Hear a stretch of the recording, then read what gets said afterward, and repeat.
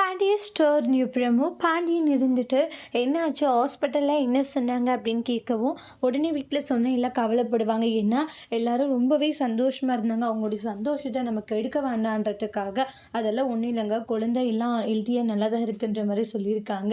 நாங்கள் குழந்தைய பார்த்தோம் அப்படின்ற மாதிரி கோமதி சொல்கிறாங்க. கேட்ட பாண்டியனுக்கு ரொம்ப சந்தோஷம். அப்படி ஆன்றாங்க, குழந்தை நல்லா இருக்கா? நல்லா இருக்கு. நல்லா இருந்தால் சரிதான்றாங்க. இங்கே பாருமா மேலு, இனிமேல் நீ கேர்ஃபுல்லாக இருக்கணும், இப்படி இருக்கணும் அப்படி இருக்கணும்னு எல்லாம் அட்வைஸ் தான் பண்ணிட்டு இருக்காங்க. மீனா பாண்டியன் தான் மயிலும் ரொம்ப கவலைப்படுறாங்க. அப்போ கோமதியுமே ரொம்ப ஃபீல் பண்ணுறாங்க. அந்த மனுஷன் இந்த அளவுக்கு ரொம்ப ஆசையோட கனவுகளோடு இருக்காரு, ஆனால் இவ கர்ப்பமாக இல்லைன்னு தெரிஞ்சா எல்லாரும் இங்கே இருக்கிறவங்க உடஞ்சி போயிடுவாங்க அப்படின்ட்டு ரொம்ப எமோஷ்னலாக ஃபீல் பண்ணுறாங்க. இந்த மயில் இப்படி ஒரு விஷயத்த நம்ம கிட்டலாம் மறைச்சிட்டா அப்படின்ட்டு அதை நினச்சி ரொம்பவே கவலைப்பட்டுக்கிட்டு இருக்காங்க. உடனே என்னாச்சு கோமதி? ஒன்றும் இல்லைங்க, ஒரு மாதிரி டயர்டாக இருக்குன்னு போய் ரெஸ்ட் எடுக்கிறேன்னு சொல்லிட்டு அங்கேருந்து போயிடுவாங்க. பாண்டியன் போயிட்டு நீ ரெஸ்ட் எடுமா அப்படின்னு மயில் அனுப்பிச்சுடுறாங்க. மயில் ரொம்ப கஷ்டப்படுறாங்க. இந்த உண்மையை என்னைக்கு பாண்டியனுக்கு சொல்ல போகிறாங்க வெயிட் பண்ணி பார்க்கலாம்.